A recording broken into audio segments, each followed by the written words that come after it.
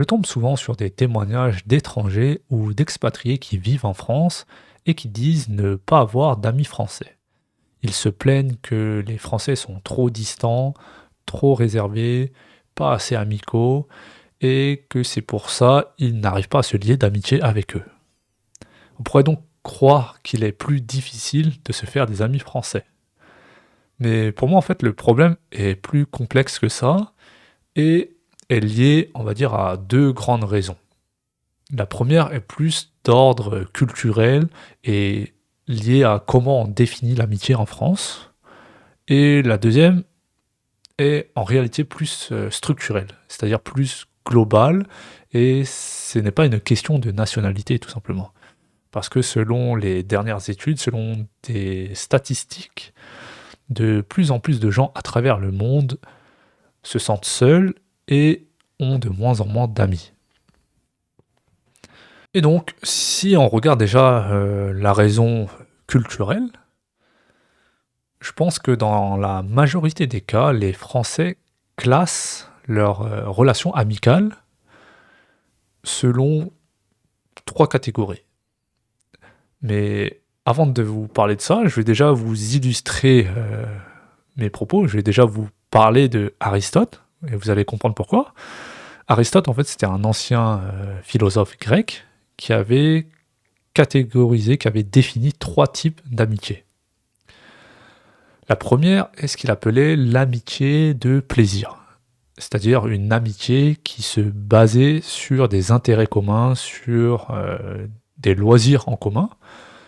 En gros, c'est tout simplement des gens qui ont les mêmes passions, les mêmes loisirs, qui aiment les mêmes choses et qui passent du temps ensemble. Donc qui s'amusent ensemble, hein, en gros. Et pour lui, ce genre d'amitié était est très fragile. Tout simplement parce que les goûts changent, les loisirs changent, et une fois que vous enlevez ce facteur en commun, donc la passion commune, eh bien, en général, l'amitié va s'arrêter, tout simplement. Et dans le même registre, il catégorise une deuxième type d'amitié qui est ce qu'il appelle l'amitié d'utilité, qui est une amitié basée sur une utilité mutuelle, si on peut dire ça comme ça, c'est-à-dire une relation où les deux parties ont des bénéfices, où les deux parties s'entraident parce que c'est bénéfique pour eux. Et en général, ce type d'amitié se crée sur les lieux de travail ou d'études. Donc ça peut être des collègues ou des camarades de classe. Et tout comme l'amitié de plaisir, l'amitié d'utilité donc est aussi éphémère et fragile selon Aristote. Parce que une fois que vous avez atteint votre but, eh bien, en général, vous n'avez plus vraiment d'intérêt avec vos anciens collègues. Par exemple, si vous quittez votre poste de travail, si vous quittez votre entreprise ou si vous quittez votre université, en général, vous perdez votre amitié. Après, bon, en général, je le dis, hein, parce qu'il y a tout le temps des exceptions, ce n'est pas tout le temps le cas. Et je pense aussi que les amitiés de plaisir et d'utilité sont utiles parce que c'est comme ça qu'on commence déjà à apprendre à connaître les gens. Mais bref, la troisième amitié, la dernière amitié définie par Aristote, est ce qu'il appelle l'amitié de vertu, qui est selon lui la plus rare et la plus précieuse, parce que c'est une amitié qui est vraiment basée sur des valeurs communes. C'est des gens vraiment avec les mêmes valeurs, et elle est aussi basée sur de l'altruisme, c'est-à-dire c'est le fait d'agir pour les autres, d'agir dans le bien des autres, sans s'attendre à quelque chose en retour, sans vraiment avoir d'intérêt derrière. Et cette amitié aussi se caractérise plus par une connexion émotionnelle forte, donc les gens sont beaucoup plus connectés en termes de spiritualité, en termes d'émotion, donc ils sont vraiment plus proches et ils ont aussi un soutien inconditionnel, si on peut dire ça comme ça. C'est-à-dire qu'ils sont vraiment là les uns pour les autres. Il n'y a vraiment pas d'intérêt derrière ou peut-être l'intérêt, c'est tout simplement de grandir ensemble, d'évoluer ensemble. Et c'est pour ça, ils considèrent ce genre d'amitié, ce type d'amitié, comme la plus rare et la plus précieuse. Et donc là, je vous explique ces différents types d'amitié, parce que je pense qu'en France, on catégorise aussi nos relations amicales, hein, de cette manière-là.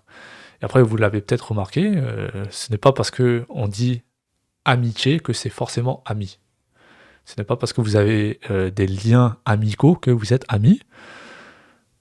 En tout cas pour un Français, hein, tout simplement. Si on prend l'exemple de l'amitié d'utilité, c'est-à-dire dans une entreprise, sur votre lieu de travail, peu importe, en général en France, on a tendance à séparer notre vie privée et notre vie professionnelle.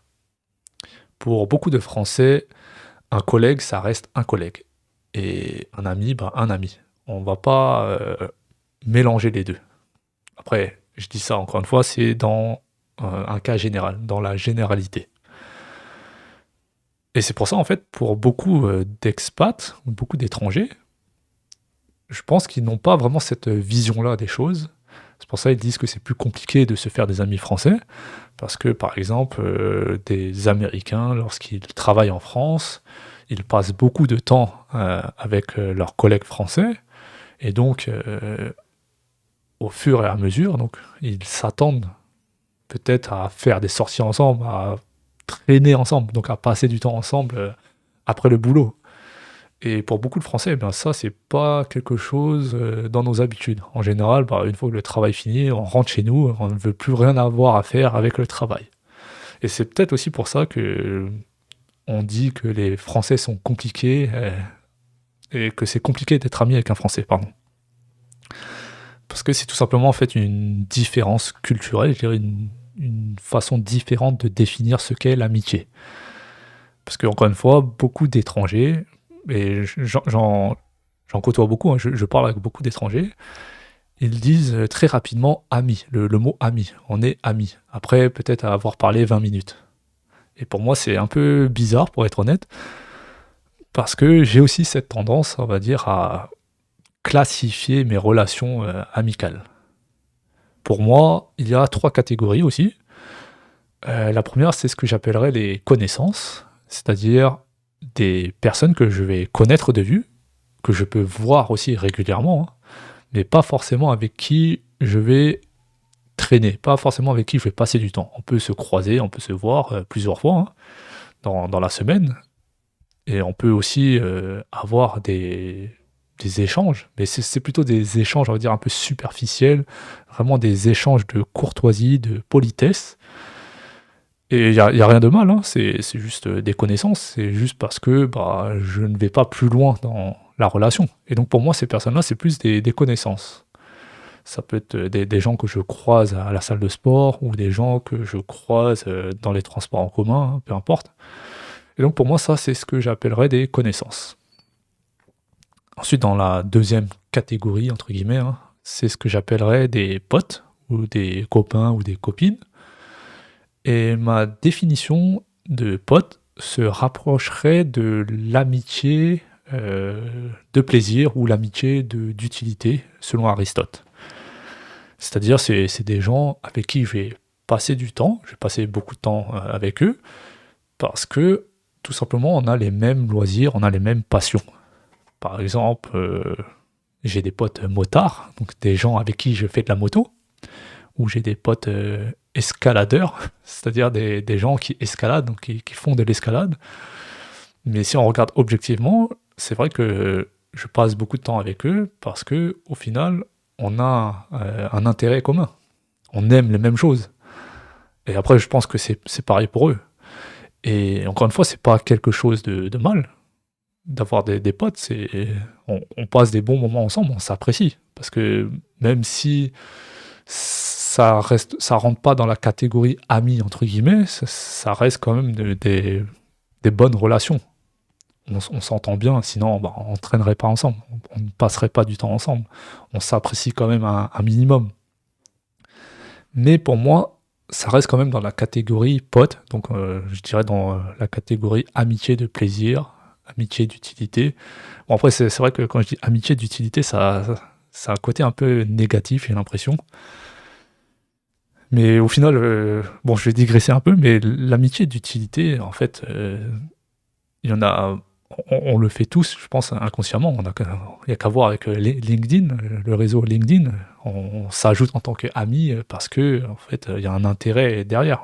On veut, évoluer, professionnellement, on a des liens liés au travail. Enfin bref, tout ça pour dire que oui, bah, je catégorise aussi, bah, mes relations, de potes comme des relations plutôt de plaisir, tout simplement. Et encore une fois, ce n'est pas quelque chose de négatif selon moi. Dites-le moi en commentaire si vous pensez que c'est négatif. Enfin bref. Enfin, la troisième catégorie, je dirais, c'est vraiment ce que j'appelle un ami. Et ça rentrerait plus dans la définition, encore une fois, d'Aristote, c'est pour ça que j'ai parlé de ça au début, hein, d'amitié de vertu. Pour moi, un ami, c'est vraiment quelqu'un avec qui, je peux être authentique, c'est-à-dire partager mes difficultés, mes problèmes, avec qui je peux vraiment être, moi-même. Je n'ai pas vraiment besoin de jouer un rôle, hein. C'est vraiment une personne, qui est là pour moi, donc dans les moments les plus difficiles aussi, en cas de besoin. Si j'ai vraiment besoin d'aide, je sais que je peux compter sur elle. Et c'est aussi, bah, une personne qui m'apprécie pour moi. Pour moi, c'est ça, un ami, c'est vraiment quelqu'un, avec qui on peut être soi-même et qui nous apprécie tel qu'on est. On n'a pas besoin de jouer un rôle et qui est vraiment là aussi en cas de coup dur, en cas de difficulté, en cas de besoin. Et avec qui, bah, on partage aussi un minimum de valeurs, communes. C'est pas quelqu'un, je veux dire, qui a des valeurs à l'opposé de moi. Ça va être difficile d'être ami avec une personne comme ça. Mais avec, un ami, je pense qu'il y a un minimum de valeurs, en commun. Enfin bref, là je blablate beaucoup, mais tout ça pour dire que oui, que, bah, comme vous voyez les différentes définitions de l'amitié, eh bien c'est peut-être pour ça aussi que beaucoup d'étrangers disent que c'est «difficile» entre guillemets de se faire des amis français. Et je pense qu'en fait c'est plus lié à une différence de culture ou une différence de définition de l'amitié. Et une fois que vous connaissez les codes de conduite entre guillemets, eh bien ça n'est pas plus difficile de se faire des amis français qu'un ami, d'une autre nationalité. Parce qu'à la fin, la nationalité ou le fait qu'on a une différence, de définition de l'amitié, ça ne va pas vraiment changer, le fait de savoir se faire des amis.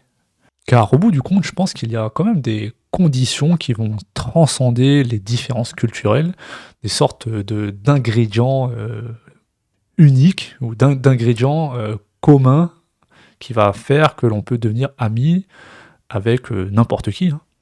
Et pour moi, ces conditions, ces «ingrédients» entre guillemets, ça serait, bah, déjà le temps passé ensemble, le nombre d'heures ou la quantité de temps passé ensemble, mais aussi la qualité du temps passé ensemble et peut-être, les efforts, le nombre d'efforts, je sais pas si on dit le nombre d'efforts, ou en tout cas les efforts qu'on fait et la patience. Et déjà pour le temps passé ensemble, parce que je suis tombé sur une recherche ou des recherches, des États-Unis, je crois que c'était du Kansas, qui expliquait combien d'heures il fallait passer ensemble afin de devenir, amis proches. Et selon cette recherche, il fallait passer entre, 40 et 60 heures afin de passer du statut, connaissance à ami ponctuel. Et il fallait passer entre 80 et 100 heures afin de devenir ami. Donc, passer du statut ami ponctuel à ami. Et il fallait passer plus de 200 heures avant de devenir ami proche. Et du coup, je me suis aussi amusé à calculer vite fait, combien de temps ça représente, hein, 200 heures. Si par exemple, on passe, 2 heures par semaine avec quelqu'un, il faudrait environ 2 ans pour être, un ami proche avec cette personne. En tout cas, selon cette étude. Et donc ça montre bien que le facteur temps, est un rôle essentiel, je pense, dans la formation d'une amitié. Mais ce n'est pas le seul ingrédient, ce n'est pas la seule condition, parce qu'il y a aussi, je pense, la qualité du temps passé ensemble. Je prends en exemple les collègues, tout simplement. Même si vous passez 8 heures par jour, 5 fois par semaine avec un collègue, pendant, je sais pas, 5 ans, 10 ans, vous n'allez pas forcément être ami avec cette personne. Bon, vous pouvez avoir des bonnes relations, hein, c'est pas ça la question. Mais vous n'allez pas forcément être ami avec cette personne. Parce que votre relation restera uniquement professionnelle. Et pour moi, lorsque je parle de temps de qualité, entre guillemets, c'est vraiment un temps où les personnes vont avoir des échanges profonds, avoir vraiment un partage profond. C'est-à-dire les gens doivent, entre guillemets, seront authentiques l'un envers l'autre. Ils partageront leurs difficultés, leurs faiblesses, leurs peurs, peu importe. Ils auront vraiment une vraie conversation, une vraie connexion émotionnelle, spirituelle, tout ce que vous voulez. Donc pour moi, c'est vraiment ça aussi qui va plus jouer, je pense, sur la quantité. C'est vraiment la qualité du temps. Ensuite, j'avais parlé de patience. Il faut de la patience pour faire tout ça. Parce que ça nécessite du temps, ça nécessite des efforts. Et c'est vrai que on vit à une époque où on veut tout de suite. On vit à une époque très rapide, on veut chaque chose rapidement. Et donc on perd cette patience, on perd ce goût pour l'effort, je dirais. Il n'y a qu'à voir avec justement les réseaux sociaux. Hein. On traite les échanges, les messages, peu importe, les relations de manière générale, on les traite de façon vraiment décontractée, vraiment temporaire. C'est juste supprimer un message et on ne voit plus la personne. Et lorsqu'on veut se faire des amis, je pense que cette façon de voir les choses, cette façon de traiter les relations, ça n'aide pas, tout simplement. Et justement, oui, il faut de la patience, je pense, pour se faire des amis, de la patience et des efforts. Faire des efforts l'un envers l'autre, avoir de la patience l'un envers l'autre, tout simplement. Bon, là, je vous dis tout ça comme si j'étais un expert en amitié. Ce n'est pas du tout le cas. Pour être honnête, je n'ai pas beaucoup d'amis. Franchement, les amis, je les compte sur les doigts d'une main. Enfin bref, c'est tout pour l'épisode d'aujourd'hui. Dites-moi en commentaire comment est-ce que vous définissez un ami. Est-ce que vous avez aussi essayé de vous faire des amis français ou des amis d'autres nationalités? Est-ce que vous pensez que c'est plus difficile de se faire des amis français? Merci pour votre temps et à bientôt.